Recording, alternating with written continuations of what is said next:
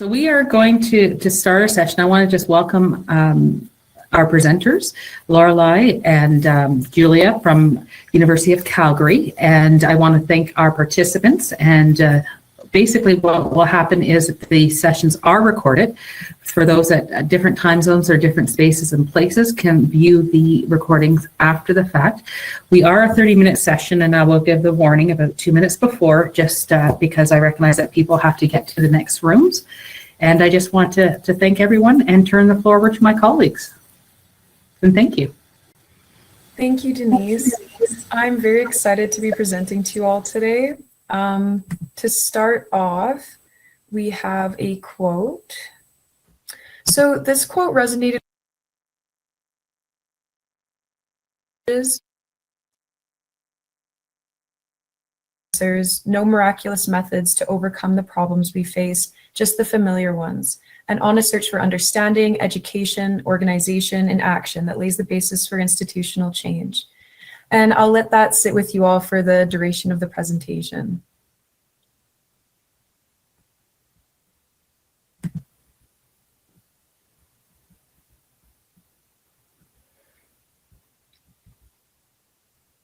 It might just lag, so I'll continue to speak.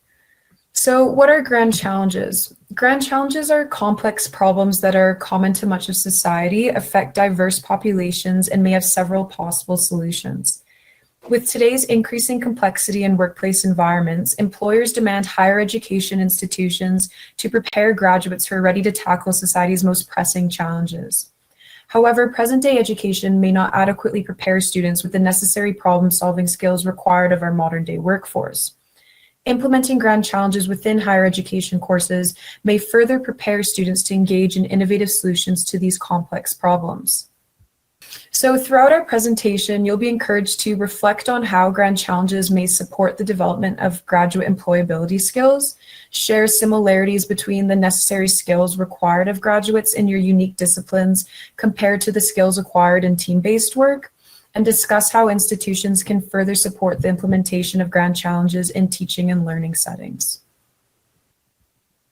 So for our first activity, if possible, to type in the chat, or if you're brave enough to speak up, please tell us where you're from, what is your role in higher education, how are you using grand challenges in the context of your own discipline, or have you seen grand challenges implemented in higher education before? All right, maybe we'll leave those activities for the end. So as opposed to general disciplinary problems, grand challenges pose greater demands for coordinated and collaborative efforts since they cannot be effectively tackled by an individual organization, community, or discipline. Fundamentally, grand challenges' impact goes beyond a single discipline due to their complexity, long-term outcomes, and vast magnitude. Grand challenges are often wicked in that they present large-scale common design problems that may have several possible solutions. And given the dynamic nature of them, it is often difficult to develop simple solutions because they may take several years or decades to develop, and their impact may extend to future generations. Developing solutions to grand challenges with a pedagogical approach has resulted in deep learning for students. Research has found when instructors incorporated grand challenges into their courses, it facilitated the development of collaborative problem-solving skills while providing relevant and practical opportunities to experience the dynamics involved in real-world work. The emerging field of learning neuroscience supports experiential learning as being key to long-term memory acquisition. Experiential learning that requires hands-on and applied learning opportunities can have a positive and powerful impact on the quality and meaning of learning experiences to the students. It has been demonstrated that these learning opportunities have a significant impact on students' overall academic success, and employers often seek job applicants with leadership, communication, and problem-solving skills that can be developed through well-designed and effective experiential learning experiences. So although grand challenges are being more commonly used in higher education and have been implemented already in several disciplines, many have argued that more research is needed to understand effective teaching strategies for carrying out grand challenge work, developing those solutions, and evaluating their impact. While there's emerging evidence that suggests engaging with grand challenges results in deep learning for students, the extent of evidence regarding the benefits of incorporating them into higher education has not yet been established. To date, there has been no synthesis of how grand challenges are utilized in higher education and the learning outcomes of engaging in this type of work. On the methods slide, you'll see that table. My computer might be lagging. So in order to advance current teaching and learning practices, we conducted a scoping review to examine and map the state of evidence for the use of grand challenges in higher education.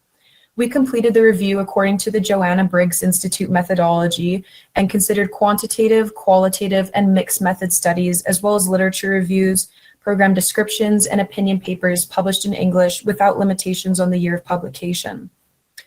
After screening 8,945 citations and about 560 full-text papers, 55 papers met the inclusion criteria and were included in our scoping review. We used a data extraction tool to synthesize and present our findings in tabular form with accompanying narrative summaries. So the majority of literature came from the United States, followed by the United Kingdom. Prior to 2010, there were only about 4 articles published on the use of grand challenges in higher education. However, the numbers have been climbing since, with 10 articles published in 2019 alone. Most of the research focused on multidisciplinary teams of students, followed by engineering students. Undergraduate students were highlighted most frequently in the literature, and almost every article included a description of a grand challenge course, while only 25 articles included program evaluation or study data. In regards to the types of grand challenges, multiple categories of grand challenges were addressed in the literature, the majority of which discussed sustainability issues and food and water insecurity. The topic of environmental sustainability encompassed a variety of challenges, from sustainable agricultural practices to environmental health risks and creating sustainable energy. For instance, one study explored a grand challenge on how to power up the world, where the focus was on designing future energy-efficient homes and vehicles such as green roofs and hydrogen cars. Other projects aimed at mitigating climate change through pollution sensors or carbon dioxide sequestration. Some of the major challenges in developing countries today are food and water insecurity, which was targeted by higher education students through the reduction of food waste and river cleaning robots. World Health Grand Challenges encompassed a wide variety of topics, from advancing health informatics to engineering better medicines and improving resource allocation between hospitals. Other than preventing health risks, Grand Challenges also focused on improving urban infrastructure through sustainable cities and communities, while others strive to attain world peace through the prevention of nuclear terror or mitigating global violence. More than half of the courses included interdisciplinary learning as their primary course objective, including the development of professional and personal skills. Many also highlighted the concept of sustainability as imperative for future teaching practices. Other objectives included encouraging students to think and plan collaboratively, learning to adjust to their role in an interdisciplinary team, along with the promotion of knowledge and evidence-based learning. On acquiring graduate employability skills, research suggested that the incorporation of collaborative pedagogical techniques and activities such as project work, practical learning, and group presentations increased broader skills development. Design thinking projects allowed students to utilize critical thinking skills in order to propose creative solutions to these complex problems. Similar to design thinking projects, presentations, essays, and active discussions also promoted the growth of transferable professional skills. Many presentations took place within a course, at conferences, or as part of hackathons or competitions, allowing students to demonstrate their knowledge to peers, instructors, and stakeholders. As well, fostering students' career readiness was accomplished by targeting the acquisition of strategic thinking skills. Many also targeted overarching entrepreneurial thinking of students to make them more competent and competitive in global markets. For student perceptions, the authors of the included studies reported on 4 main outcomes: course satisfaction, tailored design thinking projects, interdisciplinary group work, and skills and knowledge development. In general, students were satisfied with Grand Challenge courses. The process of working on design thinking projects allowed students to focus on broad ideas that could be tailored to their individual interests, while still providing relevant and valuable real-world learning experience for many students. However, some challenges to integrating design thinking projects were also noted. Some students lacked confidence in using creative thinking skills and sought better preparation in implementing these design strategies. Other students struggled with ambiguous learning objectives, a fast pace, and lack of concrete solutions. Yet students also appreciated the interdisciplinary team collaboration. Some students noted how this interdisciplinary learning helped prepare them for future graduate employability, collaboration, and offered new valuable perspectives, ideas, and knowledge. Some skills and knowledge acquired included increased content analysis, and some students articulated gaining a more holistic and systemic understanding of grand challenge topics. Although an increase in student self-confidence was also observed, students noted that due to the interdisciplinary nature of the learning, they did not perceive they gained specialized knowledge in their primary field of study.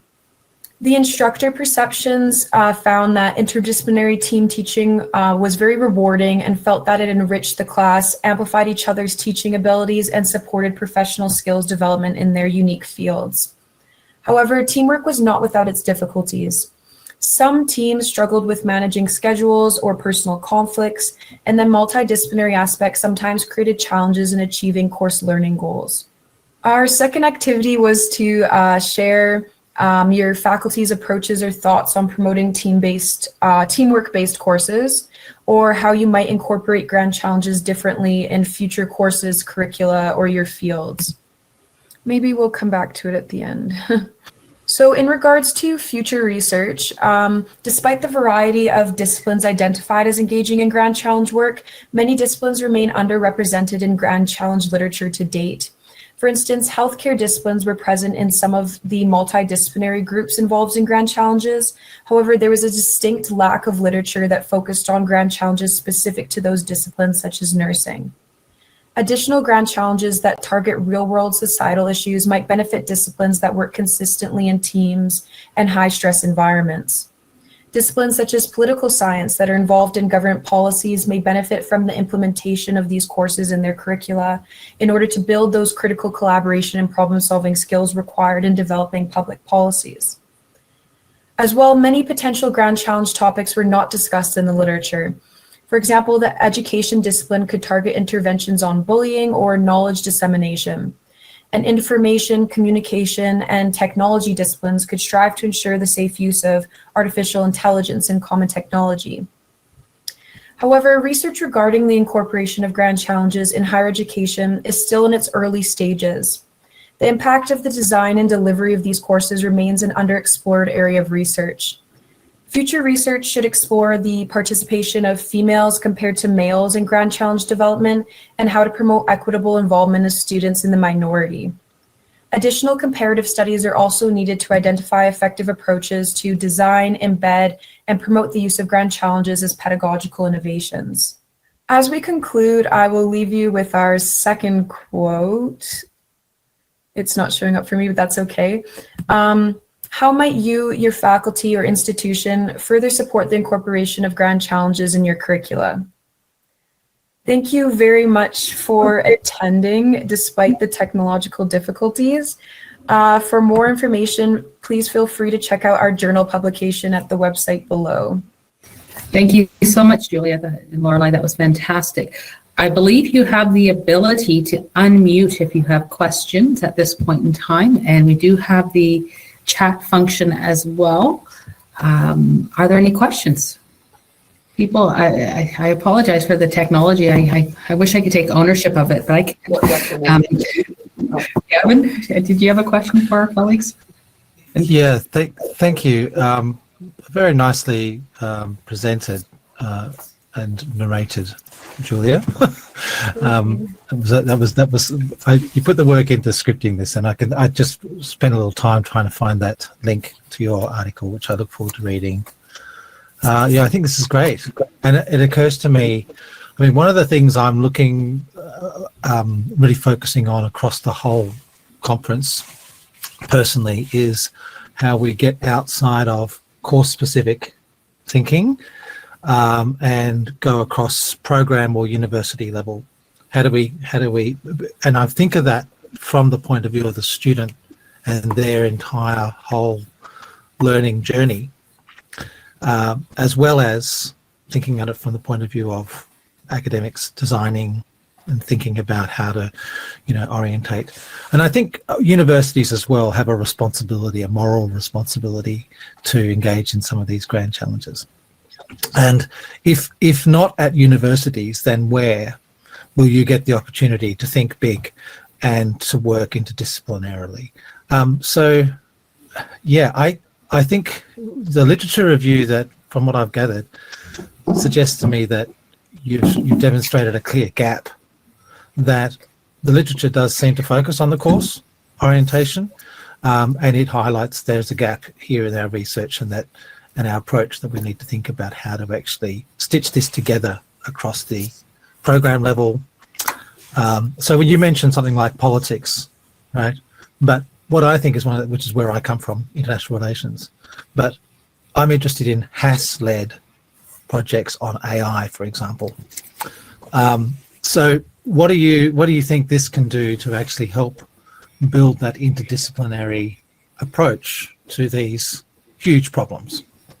Yeah, definitely. I think that the multidisciplinary aspect is missing. Like I'm in the nursing faculty, and we often have events called like international like development events, where nursing faculties and physiotherapists and the medical fields, like students from each faculty meet together and work together based on our own interdisciplinary knowledge and to solve patient problems. And I feel that this could be implemented on a wider scale with international issues. With like, please stop speaking. Sorry. Hi. Can you still hear me? With different like degree levels and different years where students are in, to really gain that knowledge and verbal communication throughout the progression of their degree. Yeah, I think that would be really valuable to implement that at every university. You mentioned a lot about the career readiness, which I thought was also important from the student's point of view.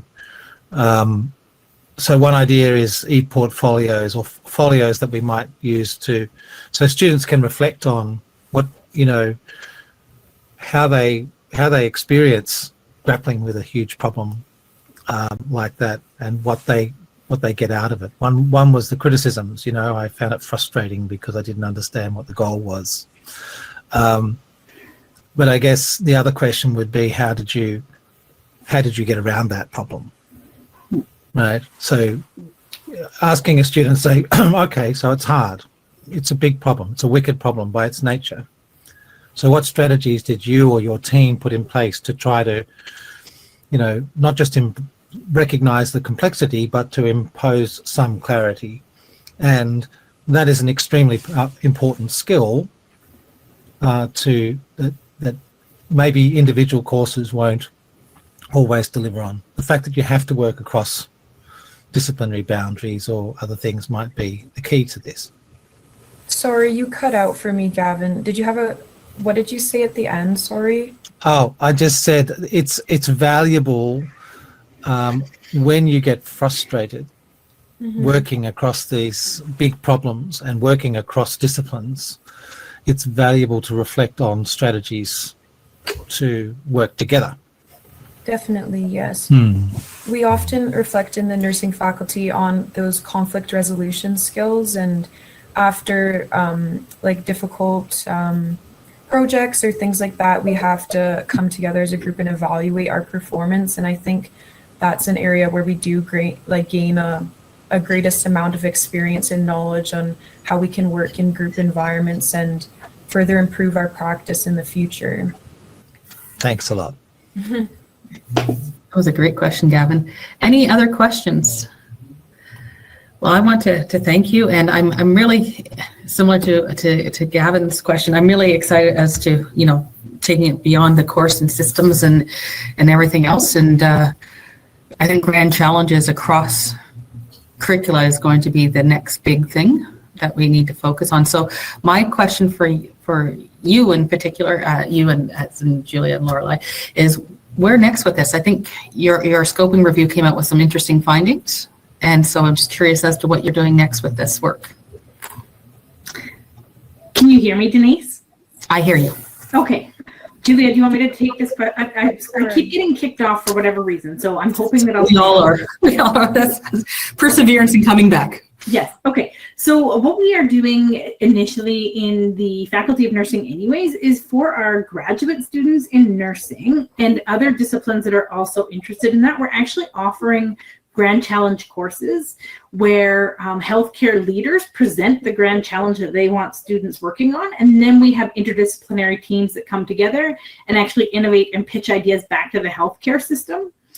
And we also have developed a Grand Challenge course that's a cross-disciplinary course for undergraduate students that is also multidisciplinary that students can enroll in. And then they actually get something on their parchment when they graduate that indicates that they've taken this course throughout the year to work on something. So I think last year's topic was world hunger, or feeding how we're going to work towards that with the current situations we're in with the environment and all those types of things. So coming up with challenges that can be worked on from multidisciplinary angles, and then including that as part of a course as students work on solving it and knowing that there's multiple ways to solve it, and they present their ideas back to a larger team. Cool. Thank you for that. I'm looking forward to the next stage, and hoping that you're going to be, again, publishing and taking it larger. Yeah. Excellent. Thank you. I see that Nicola and others have been bumped off, but keep coming back. But given the time, we probably should wrap things up. I hope, Julia, that, with your conference experience, this will be, remember, before we started talking about highlights and things like that, you'll never forget this one, especially from a technological point of view. And the fantastic thing is that for all the sessions, in fact, it's just the perseverance of our colleagues who are presenting and carrying through. So congratulations to both of you, and look forward to seeing you around the conference and beyond. Thank you. Thank you very much. Thanks, Denise. Take care. Bye-bye.